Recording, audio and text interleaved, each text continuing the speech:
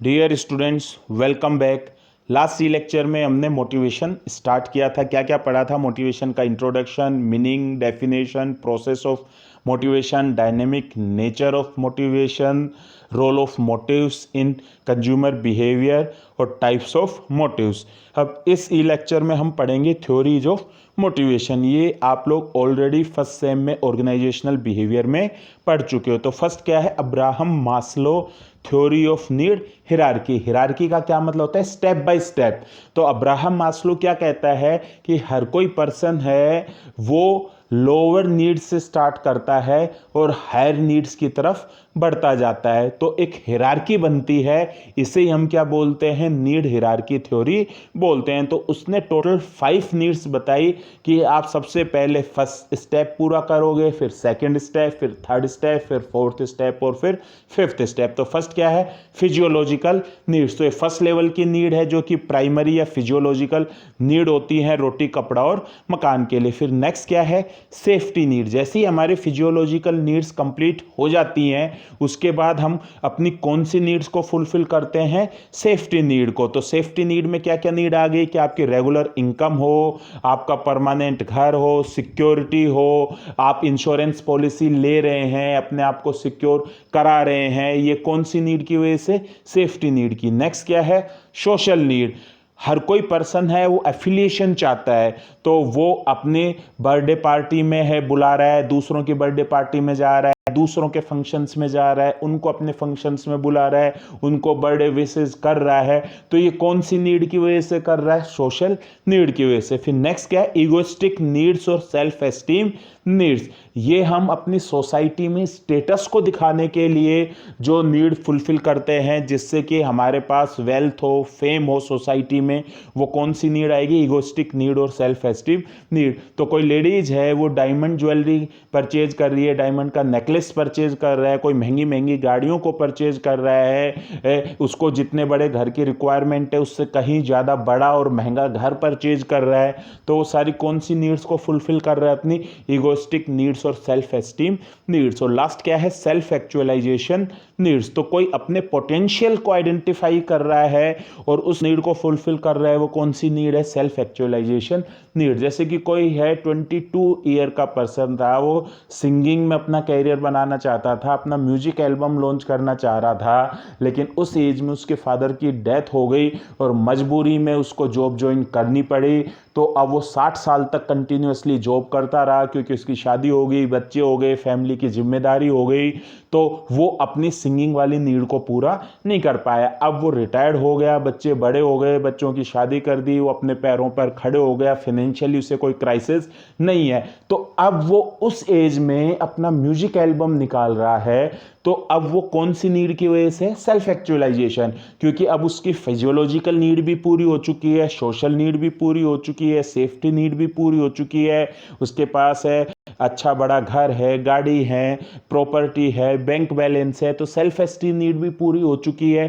तो अब वो कमाई के लिए म्यूजिक एल्बम नहीं कर रहा। अब वो अपना जो 22 साल का जब वो यंगर पर्सन था, वो नीड अधूरी रह गई थी, उसका जो पोटेंशियल था, उसका जो ड्रीम था, अब उसको पूरा करने के लिए वो कोर्स ऑफ एक्शन कर रहा है। तो ये आपका कौन सा हो गया? Abraham Maslow hierarchy of need. तो दो पर्सन है, एक पर्सन है इंश्योरेंस पॉलिसी परचेज कर रहा है, एक पर्सन है डायमंड ज्वेलरी परचेज कर रहा है, क्योंकि दोनों नीड के अलग अलग लेवल पर है। एक तो अपनी सेफ्टी नीड फुलफिल कर रहा है और एक अपनी इगोइस्टिक नीड को फुलफिल कर रहा है। नेक्स्ट क्या है? Trio of needs. ये मैकक्लेंस ने नीड दी थी, तो इन्होंने बताया था किसी भी पर्सन का जो बिहेवियर होता है वो बेसिकली 3 नीड्स से इन्फ्लुएंस होता है: need for power, need for affiliation and need for achievement. तो नीड फॉर पावर का क्या मतलब होता है? पर्सन चाहता है कि वो अपने एनवायरनमेंट को क्या करे? कंट्रोल करे, तो उसके पास वो पावर होनी चाहिए। तो उसके लिए वो जो कोर्स ऑफ एक्शन करता है उसे हम कौन सी बोलते हैं? Need for power. तो अगर हम अब्राहम मैस्लो में देखेंगे तो ये अब्राहम मैस्लो की जो हिरार्की ऑफ नीड्स में जो सेल्फ एस्टीम नीड है वो कौन सी नीड होंगी? Need for power. क्योंकि जिसके पास है जितनी ज़्यादा प्रॉपर्टी है, बैंक बैलेंस है, गाड़ियां हैं, नौकर चाकर हैं, उसके सोसाइटी में स्टेटस क्या होता है? इन्हांस होता है, और उसके पास पावर होती है कि वो कुछ इन्फ्लुएंस कर सके। नेक्स्ट क्या है? Need for affiliation. तो ये अब्राहम मास्लो के थ्योरी की कौन सी नीड्स के इक्वल होंगी? सोशल नीड के लिए, कि हर कोई पर्सन है वो चाहता है कि सोसाइटी उसे एक्सेप्ट करे, इस वजह से वो कोर्स ऑफ एक्शन कर रहा है, बर्थडे पार्टीज में जा रहा है, मैरिज फंक्शंस में जा रहा है, लोगों को अपने यहाँ फंक्शंस में इनवाइट कर रहा है, गिफ्ट्स दे रहा है, गिफ्ट्स रिसीव कर रहा है। ये कौन सी नीड है? Need for. नेक्स्ट क्या आ जाता है आपका? Need for achievement. Need for achievement का क्या मतलब है? कोई भी पर्सन है, कोई कोर्स ऑफ एक्शन कर रहा है कि वो अपनी पर्सनल प्रोफेशनल लाइफ के जो गोल्स हैं, एम्बिशंस हैं, उनको अचीव करना चाहता है। तो बेसिकली अगर हम देखेंगे तो अब्राहम मास्लो की जो इगोइस्टिक और जो सेल्फ एक्चुअलाइजेशन नीड्स हैं, ये उन नीड्स के अकॉर्डिंग या सिमिलर होती हैं। अब नेक्स्ट क्या आता है? Consumer motivation and market place behaviour, की जो मार्केटिंग कंपनीज हैं वो अपनी जो स्ट्रेटजीज हैं वो कैसे मोटिवेशन के बेस पर लेती हैं। तो जो मोटिव्स हैं वो कंज्यूमर बिहेवियर के इन डायमेंशंस को इम्पैक्ट करता है। तो फर्स्ट क्या है? कंज्यूमर की डिसीजन मेकिंग। तो जो जगदीश सेठ हैं उन्होंने बताया था कि 5 कंज्यूमर मोटिव्स होते हैं जो कि अलग अलग गोल्स को अचीव करने के लिए ओरिएंटेड होते हैं, और इन्हीं मोटिव्स के बेस पर कोई कस्टमर है वो डिसीजन लेता है। जैसे कि एग्जाम्पल हम एक लेंगे कार का, लेकिन एक कार को लेने के पीछे मोटिव्स अलग अलग हो सकते हैं। तो वो पर्सन उस गाड़ी को परचेज कर रहा है तो वो अपनी कौन सी नीड्स को फुलफिल कर रहा है। तो फर्स्ट मोटिव क्या हो गया? फंक्शनल। फंक्शनल का मतलब क्या हो गया? कि आप गाड़ी परचेज कर रहे हो उसकी यूटिलिटी की वजह से, उसके फंक्शंस की वजह से। तो आपने कोई गाड़ी परचेज की उसकी फ्यूल एफिशिएंसी की वजह से, स्पेशियस इंटीरियर की वजह से, सर्विस रिलायबिलिटी की वजह से।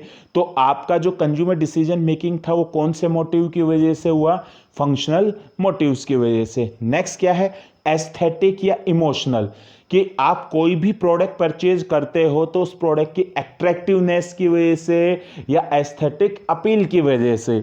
तो वही एग्जांपल लेते हैं कार का, कि आपने वो गाड़ी परचेज की क्योंकि आपको ब्लू कलर उस गाड़ी पर बहुत अच्छा लग रहा था, और ब्लू कलर की वजह से ही आपने उस गाड़ी को क्या किया है? परचेज किया। उसकी डिजाइन और लुकिंग आपको बहुत अच्छी लग रही थी, बैक की लुकिंग, फ्रंट की लुकिंग, तो इस वजह से आपने उस कार को परचेज किया है। तो वो कौन से मोटिव की वजह से किया? एस्थेटिक या इमोशनल मोटिव की वजह से। नेक्स्ट क्या है? सोशल। आप किसी प्रोडक्ट को परचेज कर रहे हो क्योंकि वो प्रोडक्ट है आपका सोसाइटी में स्टेटस या एस्टीम इन्हांस कर रहा है। तो आपने गाड़ी इसलिए परचेज की कि आपके मोहल्ले में किसी और के पास कार नहीं है, आपके पास गाड़ी हो जाएगी तो आप उस मोहल्ले के जो बाकी के कॉलोनी के जो बाकी के फैमिलीज हैं उनसे थोड़ा ऊपर हो जाओगे। तो वो जो मोटिव है वो कौन सा मोटिव है? Social motive. नेक्स्ट क्या है? सिचुएशनल, कि आप कोई प्रोडक्ट को परचेज कर रहे हो कि उसके जो अनएक्सपेक्टेड बेनिफिट्स मिल रहे हैं, डिस्काउंट मिल रहा है, इस वजह से। फॉर एग्जांपल, आपने गाड़ी इस टाइम पर इसलिए परचेज कर ली, अभी आपकी प्लानिंग नहीं थी कि अब BS6 इंजन आ रहा है गाड़ी में, तो BS4 पर नंबर ऑफ डिस्काउंट्स मिल रहे हैं, तो 1-2 लाख रुपए का आपको गाड़ी पे डिस्काउंट मिल रहा है, लॉट्स ऑफ फ्रीबीज मिल रही हैं उसके साथ। इस वजह से आपने सोचा कि दिवाली पर गाड़ी परचेज करनी थी, उसकी जगह मैं अभी गाड़ी को क्या कर लेता हूं? परचेज कर लेता हूं। ये कौन से मोटिव की वजह से? सिचुएशनल मोटिव की वजह से। नेक्स्ट क्या है? क्यूरियोसिटी।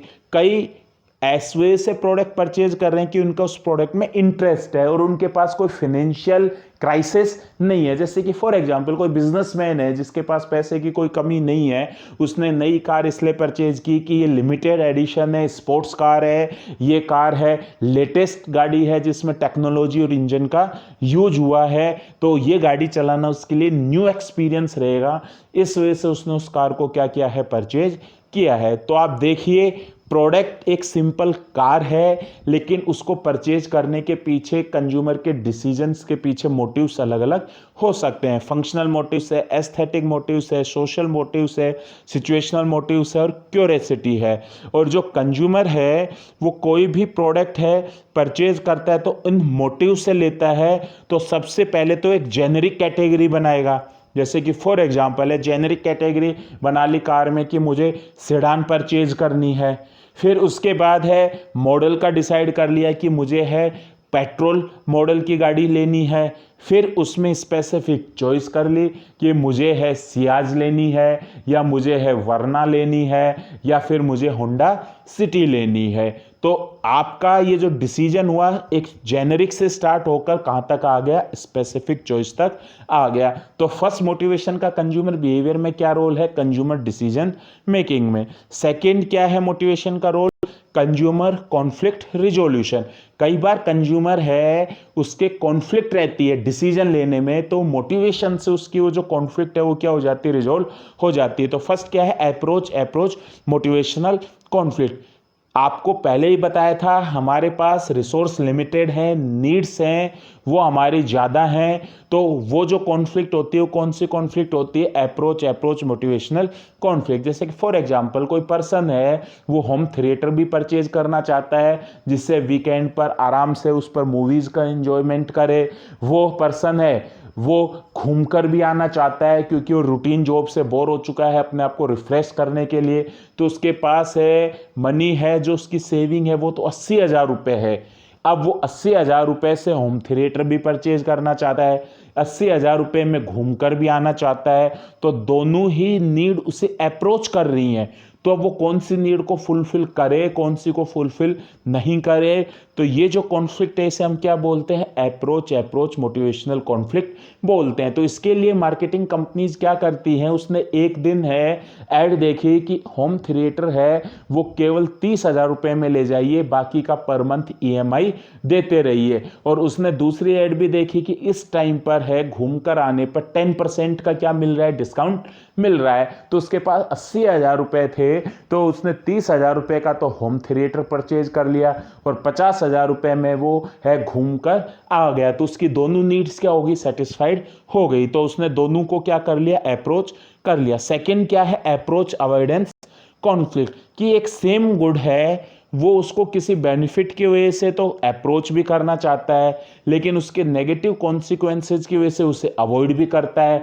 तो उसके माइंड में हमेशा कॉन्फ्लिक्ट चलती रहती है कि इसको खरीदूं या ना खरीदूं, खरीदूं या ना खरीदूं। तो उसके लिए जो मार्केटिंग कंपनीज हैं रिजोल्व करने के लिए जो स्ट्रेटजीज करती हैं उसे क्या बोलते हैं, अप्रोच अवॉइडेंस कॉन्फ्लिक्ट रिजोल्यूशन बोलते हैं। फॉर एग्जांपल कोई पर्सन है वो किसी शादी में गया तो रसगुल्ले देखकर या कोई मिठाई देखकर उसे मीठा खाना बहुत पसंद है, लेकिन उसके डायबिटीज़ भी है।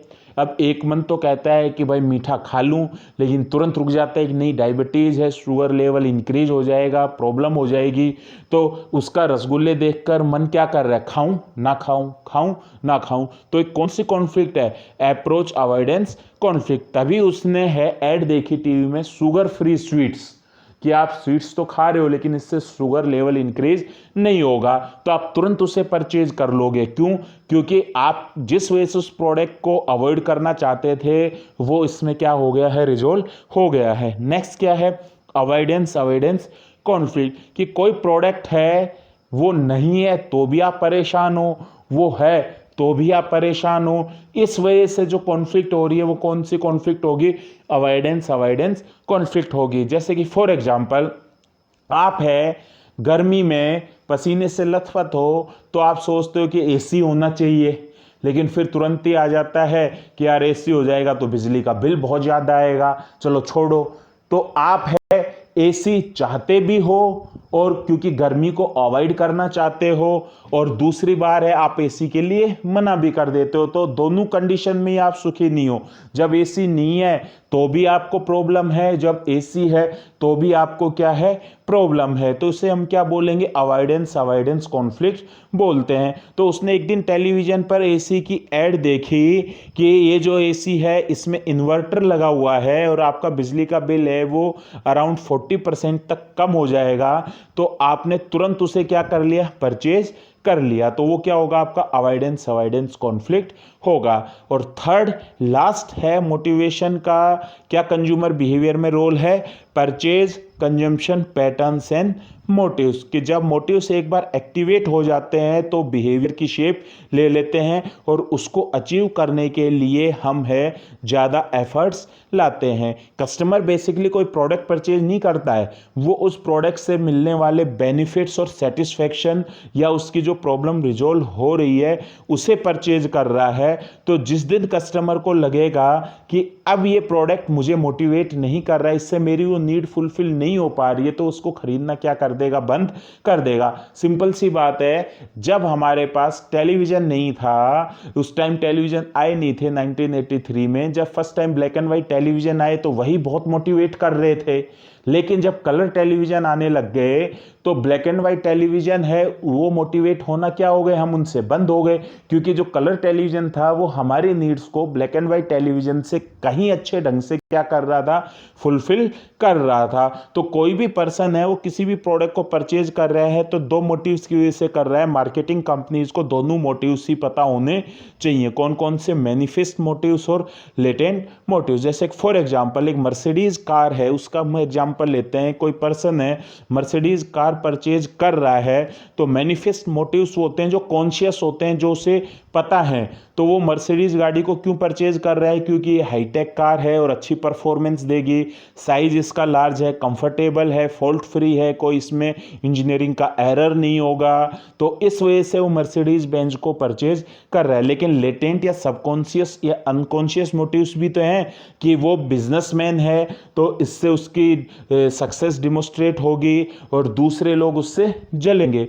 तो इसी वजह से जो मर्सिडीज कंपनी है वो अपनी ऐड दे रही है तो वो अपनी ऐड में अपनी टेक्नोलॉजी भी शो करती है, लग्जरी भी शो करती है, और अपनी ऐड में वो हमेशा बिजनेसमैन को या सक्सेसफुल पर्सन को दिखाती है, जिससे कि कस्टमर की मैनिफेस्ट मोटिव भी पूरा हो जाए और उसका जो लेटेंट मोटिव है वो भी क्या हो जाए, पूरा हो जाए। तो इसी के साथ ही आपका ये जो मोटिवेशन वाला टॉपिक था ये कंप्लीट हो गया। Thank you very much.